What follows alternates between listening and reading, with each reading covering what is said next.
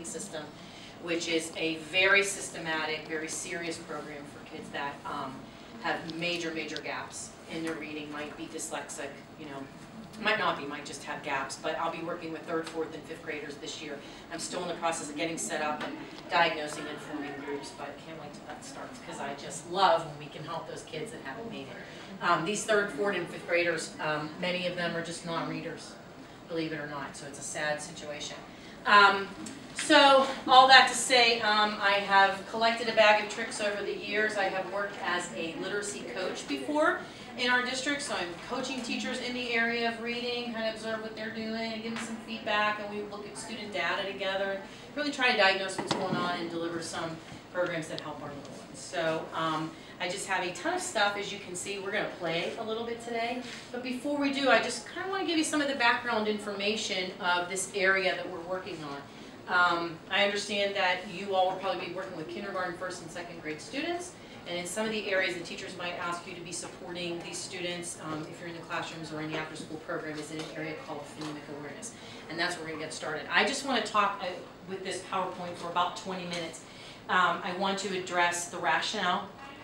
What is it that we're doing? Define some terms for you in case people are talking about these things. But then I really want you to get involved in the different types of activities that you can do with kids when you're working with them. Practice with that pair-up teacher-kid experience today, and play with the very simple tools that I gather to help kids and make this fun for them. Okay. Phonological awareness, and if you look at the word phonological on your PowerPoint, the first slide, you see a base word phone in there, right?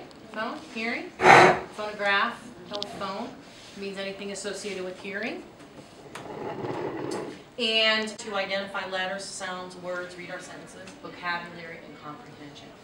And we have found through research and through experience that students must have systematic, means a certain sequence, routines every day, and explicit. This is the letter A says A, I'm telling that to you, instruction. And as tutors, you might be asked to work at any one of these categories, but I'm here to support you in the Phonemic Awareness. Still not coming up? I don't know why. Sorry about that.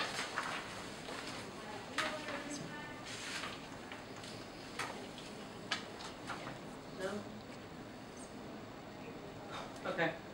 We know that, and are you able to read these quotes on yours? Mm-hmm. Yes. I just wanted to have different participants. So would somebody take the first research statement, please? Phonological awareness. Phonological awareness needs to be taught. So it's not just something that we pick up on. It has to be directly taught. Number 2. Children who receive explicit instructions in phonological awareness become better readers. And that's why we need your support, in addition to what the teachers are doing. Number 3. Children who enter kindergarten with a strong foundation in phonological awareness have the advantage in learning to read. And the sad truth of that is that many children are coming to kindergarten without phonological awareness. Children are not being spoken to at home like they once used to be. We know that children are put in front of televisions and game systems, and some of the talk that's going on at home is very negative, business-like talk, and it's not really beautiful language talk. Years ago, when parents were doing nursery rhymes and reading stories aloud, there are many homes that have no books in them. And so this is a very frustrating thing. So children come without any understanding, sometimes of even how to answer a basic question. We have kids that show up for kindergarten, they don't even know their last name. When you say, no honey, your last name, they give us their first name, they don't even know what that means. So this is what we're really dealing with. Kids are really coming in far behind, and so we know that they are at a disadvantage. And then the final quote. Phonological awareness and letter identification skills are the best predictors of a child's success in learning to read. Mm-hmm. So we're talking about phonological awareness here. We also know about letter identification. That's where phonics is brought into it, where we start to apply those sounds to the letters of our language that make up those words. But we also know that sometimes that's combining 2 skills, and kids can't handle that just yet. We'll talk about that in just 1 minute. So this is a common statement that's made by teachers. Phonemic awareness, what is it? It is something I can do in the dark. What does that mean? That means that I am only focused on the sounds of my language. I can close my eyes, I can be in a dark room, I don't need to see an alphabet, I don't need to see letters in front of me, I can play with the sounds of words just by what somebody tells me. That's the difference between phonological awareness and phonics. Phonics, I need to see a letter representation, okay? Just dealing with sounds at this. And though this is true, what does research tell us? It says combine no sounds to letters as quickly as the student can handle it. But our most struggling students can't handle that very often right away. And we just need to break that down and not confuse that child. We have to scaffold. Phonological awareness is attending to, thinking about, and intentionally manipulating the phonological aspects of spoken language, especially the structure of words, syllables, onsets and rhymes. I'll identify it. Rhymes, different spelling of rhymes, see, because we're talking about two different things. And I'll define that. Phonemes. Whoops, sorry. I thought one more thing was going to come up. Okay, so let's just play a little bit. Don't worry about trying to identify this or define it. I just want to go through some of the different things that we do at school and some of what these activities are going to be about today. Okay? So at the word level, as we play, pay attention to what type of task I'm doing with you, but then also how that task might get a little more complicated, the progression of it, okay? So if I say this sentence, listen for the separate word components of the sentence. A fluffy cat ran after the mouse. How many words are in that sentence? A fluffy cat ran after the mouse. But a lot of kids can't identify that because they don't know where one word ends and where another word begins. They see it as all put together as one unit. Okay? So that's a hard thing for kids. First of all, to identify. A, fluffy, cat, ran. That's a very hard skill right there. And then to be able to count those while they're doing that, very tough. How about this one? Did you turn off the television? Did you turn off the television? See how fast I just said that? Because that's a normal, right? 6. Slow it down. 6 words in that sentence. Good. Progression is to have the students be able to count that in time. How about at the syllable level? How many syllables or parts of the word, that's what a syllable is, a part of the word, in the word chip? 1. 1 beat. Chip. Notice I'm going to use my body for these. This is something you can do. Table. 2. Table. How many syllables? 2. Notice I'm going up my arm. Engine. 2. Every time I hit my elbow, it's 2. Elephant. How many parts or syllables? 3. Elephant. Now I'm up to my shoulder. How many? 3. 3. Hippopotamus. Hippopotamus. How many? 5. Hippopotamus. I'm going to say that word again, too, after I separate it. Good. Manipulate. Tough word vocabulary-wise, right? Doesn't matter. Can you tell me the syllables that are in there? How many? 4. So the part that kids need to do is to be able to hear those beats. And in the past, we would tell kids, clap them out. Where kids are clapping hippopotamus, they have no idea how many times they've clapped. Because they're focused on separating the sounds, right? It's 2 cognitive tasks you're asking them to do. They can't handle it. That's why I use this body thing that I learned from somebody. That makes it a little easier. I don't have to count anymore. If I hit my face, it's 4. If I hit my head, it's 5. I teach that, but I eventually get to that point where I don't have to think about it. The kids have a difficult time with that. Okay? So that is the progression that we would start with 2-syllable words and get that down to mastery. Then move into 3-syllable words. Then move into 4-syllable. Then maybe discriminate. Throw some 2s in with some 3s. And so on. Onset and rhyme. The spelling of rhyme, R-I-M-E, tells us that it's the second part of a word. The onset is the consonant sound that starts the word that can be spelled by 1 consonant, 2 consonants, or maybe even 3 consonants. And the rhyme is the vowel sound and everything at the end of the word. So if I say the word cat, the onset is k, consonant sound, and the rhyme is at. It's the rest of the word. If I say the word chip, identify that onset for me. And the rhyme? It, the vowel and beyond. Say the word blend. Identify the onset. Ooh. And the rhyme? Good. So a progression there would be to include words with blends at the beginning. Okay? But this whole idea that I'm playing, that I'm segmenting, that I'm understanding these different parts that make up words. Rhyming is an important phonological awareness skill that kids need. And we know that from our nursery rhymes. That's why we did all that kind of stuff. It was important wordplay. So I'll say 2 words, you tell me if they rhyme or not, yes or no. Spy, eye. How, cow. Pool, put. Pool, cool. Progression. So first I just had you sort of listen for it. But now here's a harder skill. tell me a rhyming word that finishes the sentence. I'm going to support them with some context so that they have just a few words to pick from, right? I'm ready to go, so don't be slow. I saw the plane fly up high in the sky. That's the next level. Progression is to identify whether or not the words rhyme, and then to production of the sentence, providing a little bit of context. And then finally, I give a word, Matt, you tell me all the words you can think of that rhyme with Matt. Cat, chat. Cat, sat, hat, chat. Right, great. So you see how we get a little harder on these as we go. And then we start playing with phonemes, just individual sounds of words. And within phonemic awareness itself, there are many different levels. There's all kinds of different wordplay that you can have. So first I'm just going to say how many phonemes or sounds are in these words. I say me. Repeat. Me. How many phonemes are in there? How many sounds make up that word? Two. Two. And here's a body thing you can do to help with that. It's called tapping. E. Me. Okay? Two sounds. Hip. Say the word. Hip. Always get kids to repeat you. It. How many phonemes? Three. Three. And say the word again. Hip. Open.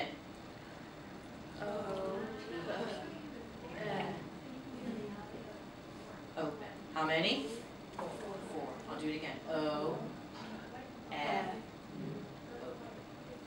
Stick. There's a blend in it. Be careful. How many? Stick. Three. I'm hearing 3 and 4. Stick. Now, be careful of this because we're spellers and readers already, right? And you're probably going to the spelling of this word in your head automatically. First of all, st is a blend. It's a consonant blend, but those are separate sounds.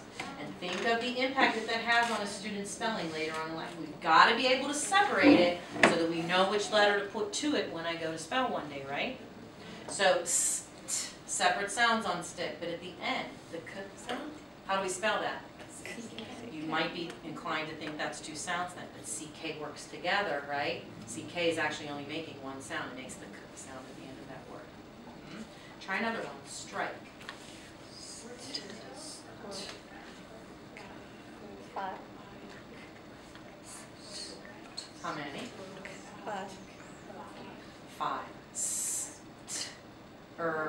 I just come back and start with my fingers again. I can do the table, including my thumb, whatever.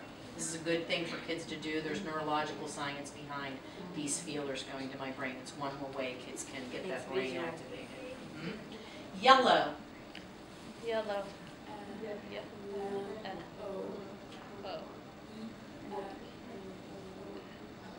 Four.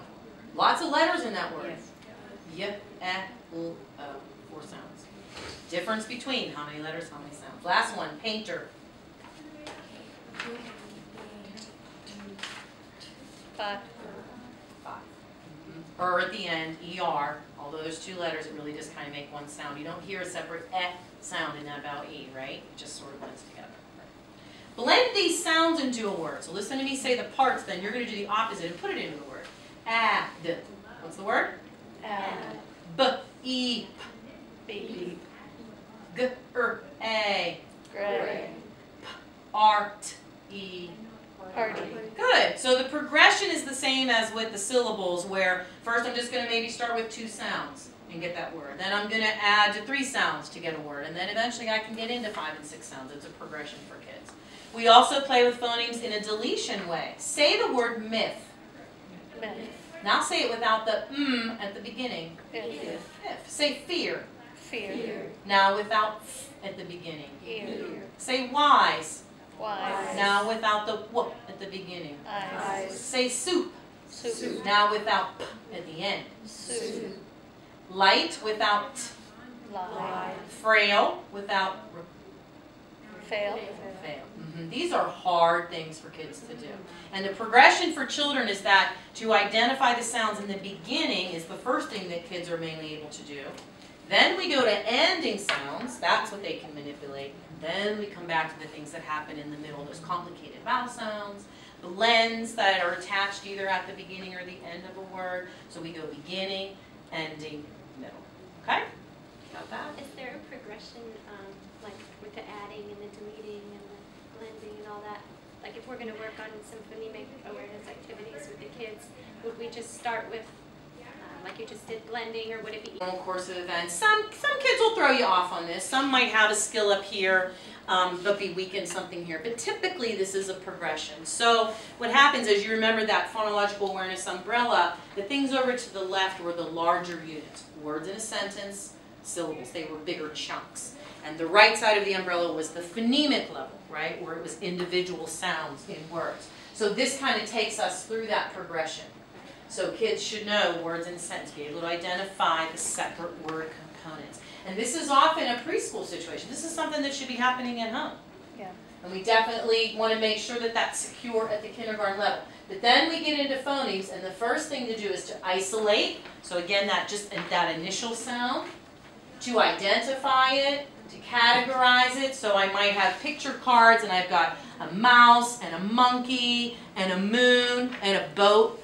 Right? So I'm going to categorize which ones all start with and get the oddball out. Then I go into blending and segmenting. And then these ones are the harder ones. And this typically happens late first grade and into second grade. Okay? So that's in your PowerPoint, so that sort of guides you. So let's talk specifically about phonemic awareness, because this is the big thing of this session. It's the awareness that sounds heard in spoken words do correspond to letters seen in print, but I got to make sure I understand those sounds first. We focus on individual sounds, and this is just a summary of what I just did with you orally in practice. So you have this in your notes to take with you, but I'm not going to spend the time to go back to that again. Okay? These are all those different activities. Got it? Mm-hmm. A phoneme is the smallest sound unit into which speech can be divided. There's no meaning attached to a phoneme.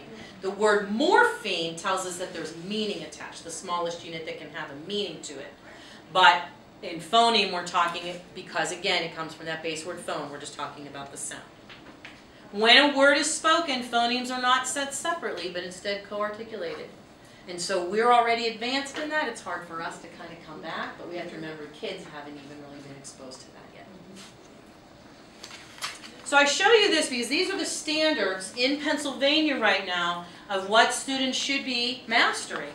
And so this is what we want to see from our pre-K and RK students. 4 to 5-year-olds, phonological awareness skills. Identify and count words in a sentence. Be able to divide a word into syllables. Recognize rhyming words. Enjoy and recognize alliteration. These are the ages at which 80 to 90% of our students have achieved a skill, or should be achieving that skill. And yet we know that many of our students are outliers to that. In Pittsburgh Public Schools, which are a lot of the students that come into the urban impact tutoring situation, as well as some other outlier schools, we are, very many of our schools use a screening test. And by screening, I mean like if you were to go to the doctor because you're feeling ill, they might take your temperature, right, and see that you have a temperature. That's just a screening. That's just the beginning. They haven't diagnosed you yet, but they know that they got to go with some further diagnosing. So we give a test called the Dibbles, and it's a screening measure. It's a 1-minute, really quick thing, and it just sort of says, oh, we got a problem here. We got to figure out a little bit more about this. And so what we test at the kindergarten level right now in the fall, this is happening with our kindergarten teachers, is first sound fluency. Can they isolate just that beginning sound? We're not even worried about the ending and the middle sounds yet. We're just seeing if they can isolate the first sound.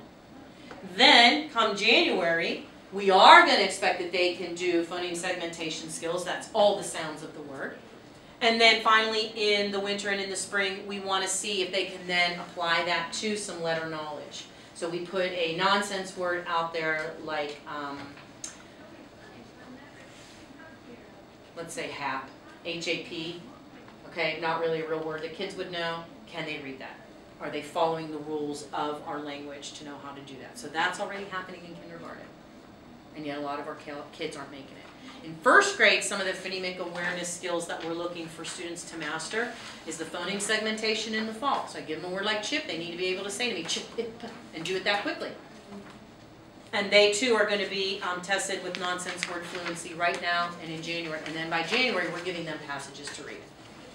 So we are in urgent state to make sure that kids are getting these skills under their belt to mastery. Research tells us that first grade students that don't benchmark with this ability isolate those phonemes in a word by October, that's just 1 month from now, that they are in serious risk, that we call it the phonological time clock. And if we don't intervene strongly with them now, that they could be at risk for reading all the rest of their lives. I mean, there is research that shows into 4th grade, if we didn't address it in 1st grade, they are going to continue to be at risk all their lives. By October. By October in 1st grade, I need to give a word, like the word hip to a kid, and they need to say hip, or streets, or eat. Yes. Mm-hmm. So that's where you guys come in, right? Help us out on that. What is the percentage of kids that won't have that by October? Like just a general... It can vary, but it can be as much as 50%, 70% of a class. Mm-hmm. We tend to end our kindergarten year strong, maybe leave a small percentage of kids behind, and then we have a summer slump very often. And then, you know, hopefully reacclimating to the school year, the month of September, the benchmark testing that's happening right now might make them look really low, but within a month they're back into the routine and they're catching on again and they're okay. So it can really vary. Yeah. Just to check again for this ability, and this is now where they're seeing the letters, but we hope that they can blend these together in 2nd grade. So we do this sort of as a catch-all, but again, we're still finding many 2nd graders that don't have these skills under their belts. So just to summarize, segmentation is one big thing that you might be working with. It's the awareness that words consist of abstract sounds. So the word card consists of k and r and d. And notice these brackets. If a teacher were to hand you a manual to do some phonemic awareness activities and you see letters in brackets, when you see those, you are saying the sound, you're not saying the letter. Okay? If you're to say the letter, it's just going to be the letter printed by itself. If it's in a bracket, you're saying sounds. So 2 things I want to point out, just terminology-wise. Consonant blends are separate sounds, just as we practiced with the word strike as we were tapping. I pointed that out to you. So in the word black, b, l are the consonant sounds in black, and those are separate sounds that need to be separately tapped or separately segmented. And digraphs make one sound. And there are about 6 common digraphs. Kindergartners, it depends on the teacher. It's not typically in a curriculum to teach digraphs. Some kindergarten teachers will expose their children to it because some kids can handle it. It starts to come up in 1st grade and then they're pretty much covered by 2nd grade.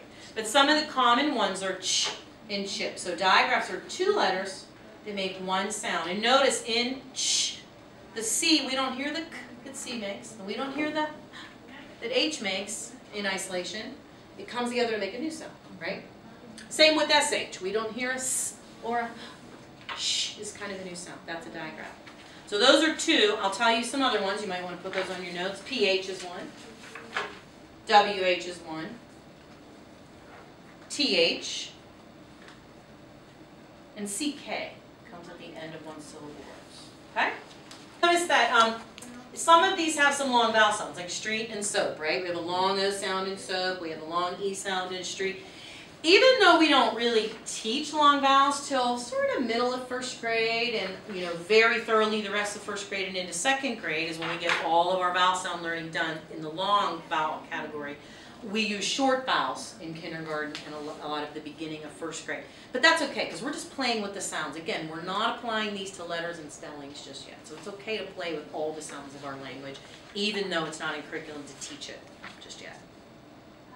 All right, so this is something that you would do. Phoneme segmentation is students' fluency. We want to do this rapidly in segmenting a spoken word into its sound segment.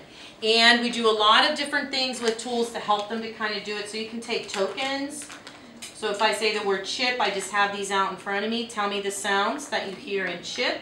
Ch, I, p, chip. So they can push them or they can point to them. I use any kind of little token. I use slinkies sometimes. Say chip, chip. Tell me the sounds in chip. Ch, I, p, chip. Blend it back together again. They have fun with this kind of thing. Rubber bands. I'm just trying to say that we're stretching and then putting back together again, right? Just gives them a little visual. So these are fun things to use. Okay? You always want to make sure the kids are saying a word and then blending it back together again. So if I say the word soap, have them repeat it and then break those lines. You want to make sure they understand what I'm asking them to do and that they heard the word that I'm giving them. Now back up. In kindergarten, one of the first things we look at is just the first sound.